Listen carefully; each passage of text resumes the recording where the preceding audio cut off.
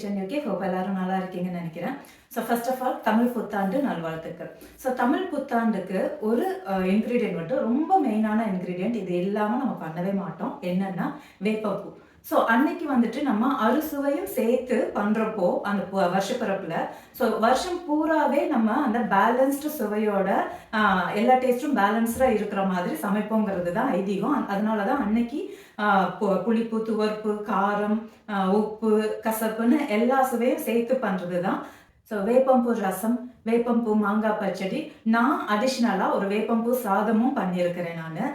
எதுக்கு இந்த வேப்பம்பூக்கு அத்தனை ஒரு இம்பார்ட்டன்ட் இந்த வருஷப்பிறப்பு அன்னைக்குன்னு சொல்லி பார்த்தோம்னா, ஸோ வேப்பம்பூல வந்துட்டு அத்தனை பெனிஃபிட்ஸ் இருக்குதுங்க, நிறைய இருக்கு. நமக்கு வேண்டிய ஒரு 2-3 மட்டும் பார்க்கணும்னா, இது பாடி டீடாக்சிஃபை பண்ணும் அண்ட் ஆன்டி டிவார்மிங் ஏஜென்ட்டாக இருக்கும். டிவார்மிங்னா குடல்ல இருக்கிற அந்த புழு அதெல்லாம் வந்துட்டு குடலை சுத்தம் பண்ணும், புழுவெல்லாம் சுத்தம் பண்ணும். ஸோ நம்ம வயிறு குடலெல்லாம் சுத்தமாகிறப்போ ஆட்டோமேட்டிக்காக என்ன ஆகும்னா மெட்டபாலிசம் வந்துட்டு இன்க்ரீஸ் ஆகும், நம்மளுடைய ஸ்கின்னும் நல்லா இருக்கும். அண்ட் அகெயின் வெயிட் லாஸுக்கு ரொம்ப ரொம்ப நல்லதுங்க. ஸோ இத்தனை ஹெல்த் பெனிஃபிட் இருக்கிற இந்த வேப்பம்பூவை வருஷத்துக்கு ஒரு நாள் மட்டும் சேர்த்துக்காம 2 வாரத்துக்கு ஒரு முறையாச்சும் நம்ம இதை வந்துட்டு சாப்பாட்டில் சேர்த்துக்கிறதுக்கு நம்ம பழகிக்கிட்டோம்னா, ஸோ கொஞ்சம் கொஞ்சமாக நம்மளுடைய ஹெல்த்தில் நல்ல ஒரு மாற்றம் இருக்கிறத பார்க்கலாம். அதுக்கு தான் இந்த வேப்பம்பூ சாதம் நான் பண்ணியிருக்கேன். வேப்பம்பூ சாதம் நிஜமாக சொல்கிறேன், ரொம்ப ரொம்ப நல்லா இருக்கும். கண்டிப்பாக இதை அடிக்கடி செஞ்சு சாப்பிட நம்ம பழகிப்போம். ஸோ இந்த வருஷப்பிறப்புக்கு ஒரு வேப்பம்பூ வச்சு மாங்காய் பச்சடி, வேப்பம்பூ ரசம், அந்த வேப்பம்பூ சாதம் ஸோ எப்படி பண்ணலாம்னு சொல்லி பார்க்கலாம் வாங்க. ஸோ ஒன்ஸ் அகேன் எல்லாருக்கும் தமிழ் புத்தாண்டு வாழ்த்துக்கள். இப்போ வேப்பம்பூ ரசம் பண்ணுறதுக்கு தாளிப்பூல போடுறதுக்கு வேப்பம்பூ, காஞ்ச வேப்பம்பூ ஒரு டீஸ்பூன் எடுத்திருக்கேன். அதோட வந்துட்டு 2 பல்லு பூண்டு. ஸோ ரசம் பண்ணுறதுக்கு வந்துட்டு ஒரு எலுமிச்சம்பழம் அளவு வந்துட்டு புளி, 2 தக்காளி, கொஞ்சமாக கொத்தமல்லி, அப்புறம் ரசம் பொடி பண்ணுறதுக்கு வந்துட்டு ஒரு 5 பல்லு பூண்டு எடுத்திருக்கேன், ஒரு 2 காஞ்ச மிளகா, 1 டீஸ்பூன் வந்துட்டு மிளகு, 1 டீஸ்பூன் ஜீரகம், கொஞ்சோண்டு கருவேப்பிலை. இது பொடி பண்ணுறதுக்கு. ஸோ இதை வச்சு ரசம் எப்படி பண்ணலாம்னு சொல்லி பார்க்கலாம். சுடு தண்ணியில் ஒரு 10 மினிட்ஸ் புளி ஊற வச்சுக்கோங்க. இப்போ இந்த புளி கரைச்ச தண்ணியில் நான் தக்காளியை வந்துட்டு ரஃபாக கட் பண்ணி போட்டிருக்கேன். அதே மாதிரி கொத்தமல்லி கொஞ்சம் கட் பண்ணி போட்டிருக்கேன். இதில் வந்துட்டு கொஞ்சம் ஒரு 1/4 டீஸ்பூனுக்கு வந்துட்டு மஞ்சத்தூள், அப்புறம் ஒரு 2 டீஸ்பூனுக்கு வந்து உப்பு போட்டு இதை நல்லா வந்துட்டு கொஞ்சம் பிசைஞ்சிடலாம். ஸோ இந்த தக்காளி வந்துட்டு நல்லா இந்த மாதிரி நல்லா கொஞ்சம் மேஷ் பண்ணிக்கோங்க. பண்ணிட்டு அதில் வந்துட்டு எவ்வளோ தண்ணி வேணுமோ, நான் 1 லிட்டருக்கு தண்ணி ஊற்றுறேன். ஒரு 2 கப்ஸ் 2.5 கப்ஸ் மாதிரி 1 லிட்டர் தண்ணி ஊற்றிருக்கேன். இப்போ இதை ஸ்டவ்ல வச்சு நல்லா கொதிக்க விட்டுடலாம். இது 1 லிட்டருக்கு கொஞ்சம் ஜாஸ்தியா இருக்குது தண்ணி. ஸோ நல்லா அது கொதிக்கட்டும். இப்போ இந்த ரசப்பொடி பண்ணிடலாம். ரசப்பொடிக்கு ஃபர்ஸ்ட் இந்த மிளகு, ஜீரகம், இந்த மிளகாய் இதை மட்டும் போட்டு ஒரு ரவுண்ட் ஃபர்ஸ்ட் அடிச்சுட்டு அதுக்கப்புறம் இதை 2 லாஸ்டா போட்டு அடிக்கலாம். இது இந்த அளவுக்கு இன்னும் பாதியமா பொடிச்ச பிறகு இதுல வந்துட்டு பூண்டும் கருவேப்பிலையும் போட்டு அதை ஒரு 2 ரவுண்டு சுத்தி எடுத்துடலாம். ஸோ இந்த அளவுக்கு அரைச்சிக்கணும். இப்போ ரசப்பொடி ரெடி. இப்போ இந்த ரசம் இங்க வந்துட்டு நல்லா கொதிக்க ஆரம்பிச்சிடுச்சு. இது இன்னும் கொஞ்சம் ஒரு 1 மினிட் கொதிச்சதும் நல்லா கொதிச்சதும் ஆஃப் பண்ணிடலாம். இப்ப சைட்ல ஒரு வானல் வச்சு அதுல ஒரு டேபிள் ஸ்பூனுக்கு எண்ணெய் விட்டுக்கலாம். எண்ணெய் காஞ்சதும் கடுகு வெடிச்சதும் கொஞ்சமா ஜீரகம், ஒரு 1/4 டீஸ்பூனுக்கு ஜீரகம், ஒரு 2 காஞ்ச மிளகா, இந்த 2 பூண்டு தட்டி வச்சிருக்கேன், அந்த 2 பூண்டு. இது கொஞ்சம் வதங்கட்டும். பூண்டு கொஞ்சம் வதங்கினதும் இந்த எடுத்து வச்சிருக்கிற 1 டீஸ்பூன் வேப்பம்பூ இதை போட்டு நல்லா மிக்ஸ் பண்ணிடலாம். ஒரு ஃபியூ செகண்ட்ஸுக்கு பண்ணிடலாம். இப்போ நம்ம இந்த கொதிச்ச ரசத்தையும் ஊற்றிடலாம் இதுலயே.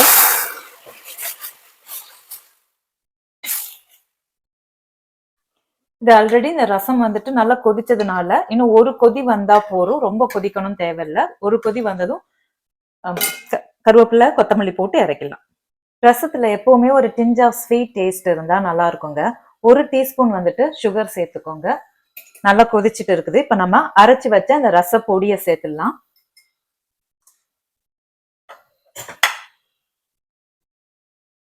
ரசப்பொடி போட்டு ரொம்ப நேரம் கொதிக்கணும்னு கிடையாது, ஒரு 2 மினிட்ஸ் விட்டு எடுத்துடலாம்.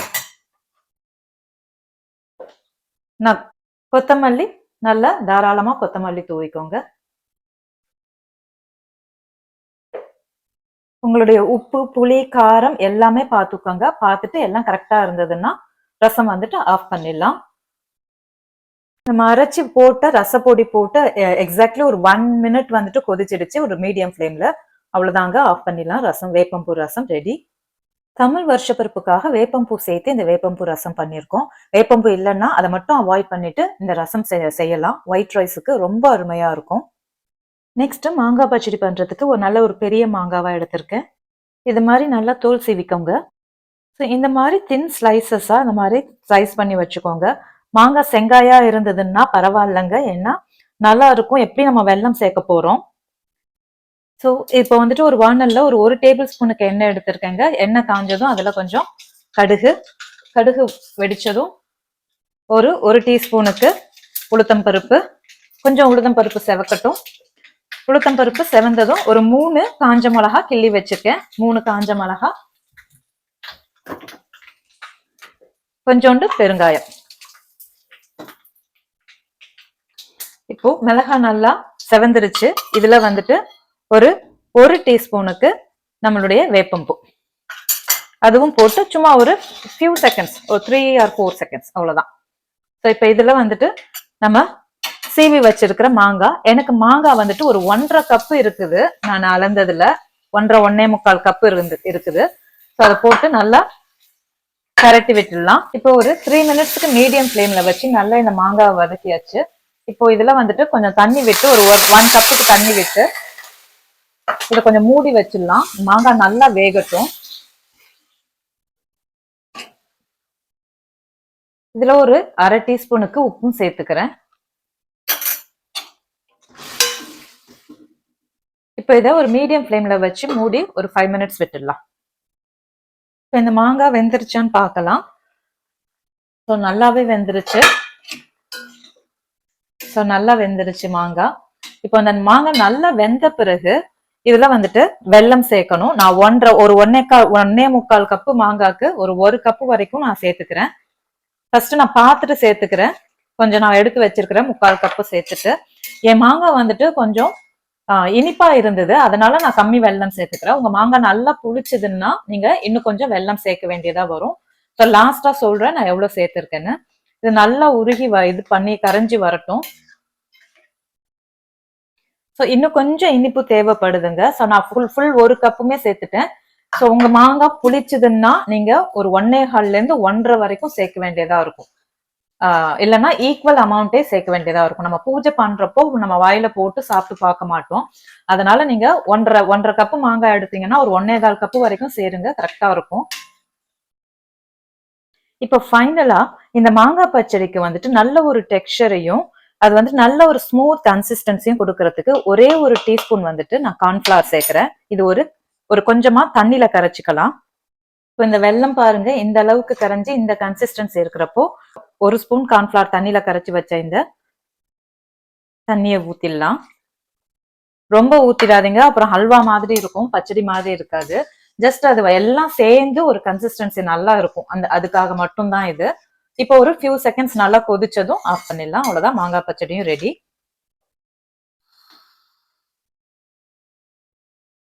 இப்போ இந்த கன்சிஸ்டன்சில ஆஃப் பண்ணிடுங்க. ஆறினதும் இன்னும் கொஞ்சம் நல்லா திக் ஆகும். அவ்வளவுதான்.